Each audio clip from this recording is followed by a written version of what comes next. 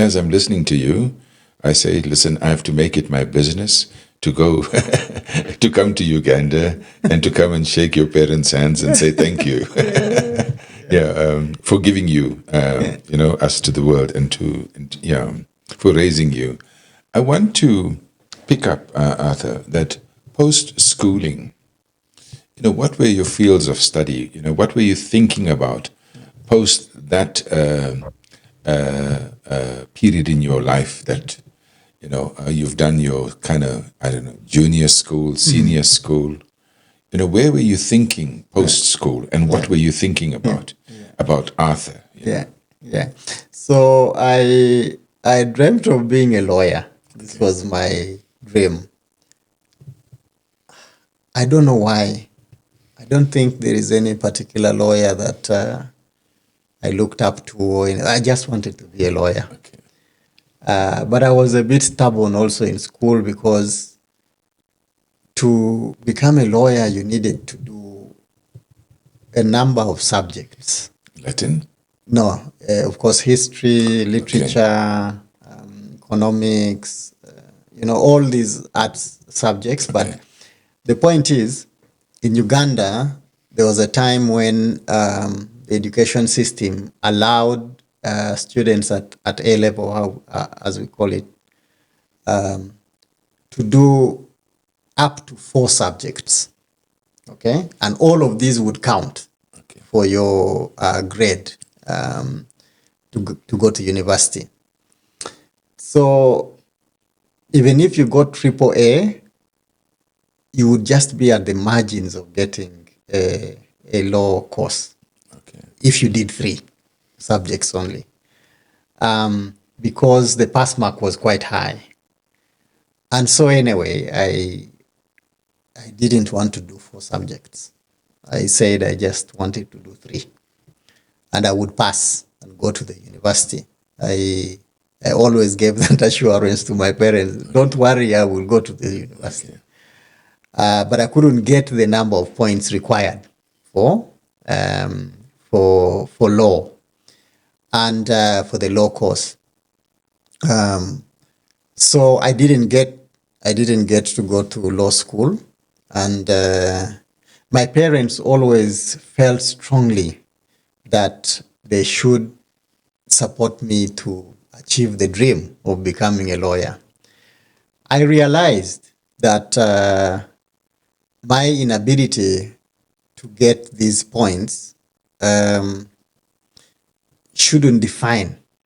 I always believe that nothing in this world is an accident. Everything that happens, every single encounter, whether it's opening this door, meeting, talking to your children, meeting people, it's not an accident. Nothing is an accident. So when I didn't get the points to go and do law, I thought, but what am I learning from this situation? Because we learn from each and every encounter. So I told my parents, first of all, I really am grateful that you paid for my school fees, and I am one of 2,000 students in Uganda that are being sponsored by the government to go to university. I may not have, only 2,000 at the time in the entire country. I do not know what numbers were there at that time, but thousands and thousands, hundreds of thousands of students that, and only 2,000 could be sponsored. So I said, well, I've been given a social science course. Let me go do that. If indeed you want me to do law, I will do law afterwards. But let me first take advantage of this success that you all should be proud of, that I'm among the 2,000 children in Uganda at that time that got the pass mark to be sponsored by the government. So I then did political science and sociology at undergraduate level, and then had many encounters, opportunities to volunteer with non-profit organizations, and then went and did a master's again. I got a scholarship, and I just completely forgot about this dream of being a lawyer. I have many lawyer friends, so I don't have to know the law to be able to live my life and defend people, because the opportunity that I now have in Action Aid gives me immense opportunity to do exactly what I would have wanted to do as a lawyer, to defend the rights of people, build their, capabilities. So again, back to the point made earlier, the future is not a destination. The future is something you co-create meaningfully every single day. Every single day you live what becomes your future. So, yeah, I still admire lawyers for defending rights of people, great lawyers, of course. But I also get fulfillment in what I'm able to do now, and no regret whatsoever. No I like regret. that. Yeah. And your parents are at peace with the fact Of that... course, they are very happy. Yeah. Few maybe last year, yeah, actually last year, no, 2023, before I left Nairobi to relocate to your lovely country, South Africa, here in Johannesburg, we had a leadership meeting of Action Aid leaders in Nairobi. So I like to host people, so a bit like you. So I got a group of leaders, maybe 20, in my small little apartment in Nairobi, and my dad happened to be there. It was the first time my dad was seeing many people I work with. And I could just see a lot of surprise and fulfillment in his eyes, because we had Asians, we had people from Europe, we had Africans, we have Americans, they're all there in one room. So he was really fascinated and just said, you are in the right place because of the diversity of people that you work with. And I truly, truly believe, because each and every single day we learn from each other. And so I might have been working in a law firm, I do not know what, but I have no regret. I think I'm doing exactly what I was meant to do. And I am happy that, the path was created as I moved. Now, when we are done, I'll tell you about my story, because my dad wanted me to become a teacher. I wanted to be a blue-collar worker, to earn money, to be independent. And of course, I listened to my father, went to college.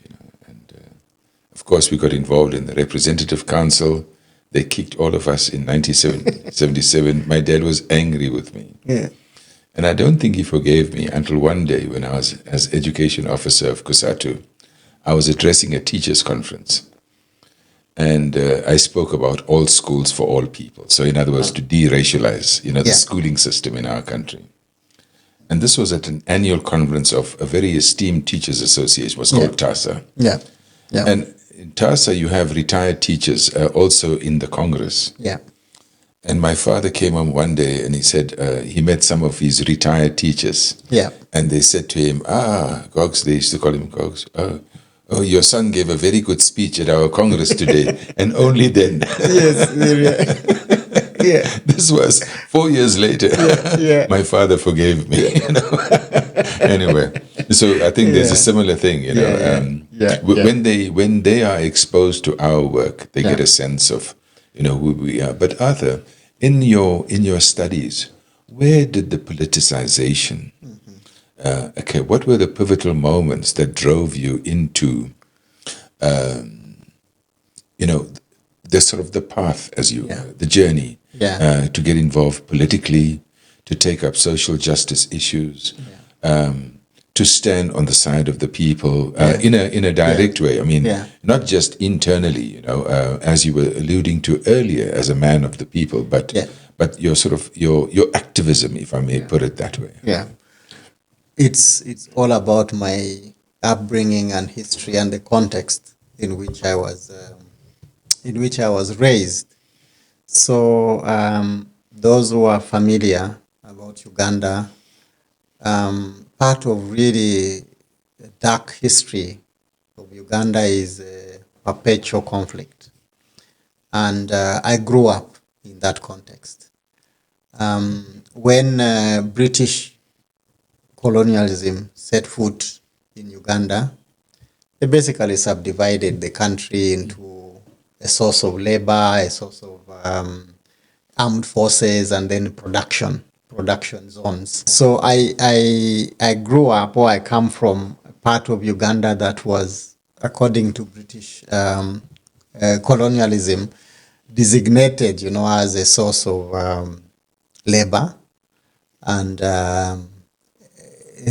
both to work in farms in the south as well as in the army.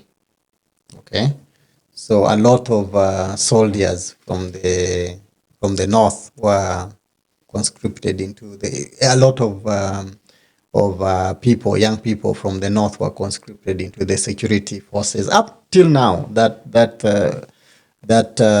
characteristic is still there in the police, in the prisons, in the army.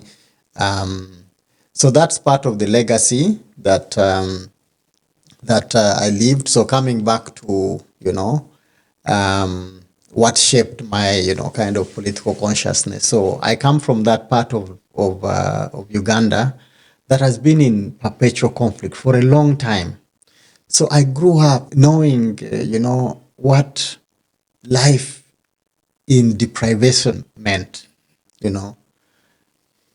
It was only when I left my immediate district that I got to understand that Uganda is not just about conflict. There are people who are living really peaceful lives elsewhere. I couldn't have understood that without leaving my own home country, because then I went to study in another district. And so this whole idea of, I just felt it's unjust. It's injustice, for my people living in conflict with all of these negative, implications of conflict. And then the rest of the country are simply living like there's no problem. So I think that made me conscious about the fact that we need to be very intentional about care, about everybody, and that without being intentional, we can just live side by side with deprivation, we can just live side by side with injustice, we can just live side by side with all the negative things we would not want to be if we don't care. So I think that was the beginning. And speaking about my early formative years, I went to a school, like I told you, that was quite a high class school. My parents had to do everything to keep me there, like I said earlier. But we struggled sometimes in school, like, pupils who did not have everything that was needed. We could do some extra work, even in school, to just get a pair of shoes, uniform. And so I realized that we don't all come from the same cloth. Some people are privileged and others are not. And if you are not, you need to work doubly hard, to just get to some level. But it was not my making. It was not my making. And so I feel like it's always a struggle to attain a level of equality in society. And this is a calling that everybody who cares about humanity, when I see you suffer, I should not feel complete. You and I have talked a lot about this whole idea of a central nervous system that the whole world should work like one human body. If you feel pain in your smallest of toes, your brain records that you are not normal as a person because your toe is actually painful. Your fingers are affected because your toe is not well. I think the global human race should function like that. So I learned very early because in that part of northern Uganda, sometimes I felt like the rest of Uganda didn't care what we were going through as a people. It's the same thing today in the world today. If you think about the biggest injustice in the world that is happening in Gaza, what does that teach us? What does that teach us? The rest of the world is living, celebrating, everything is fine. But the people in Gaza, every single day, are being bombed and bombarded.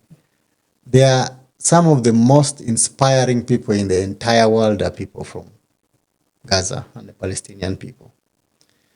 I associate with that struggle because I lived it in my reality, growing up in conflict.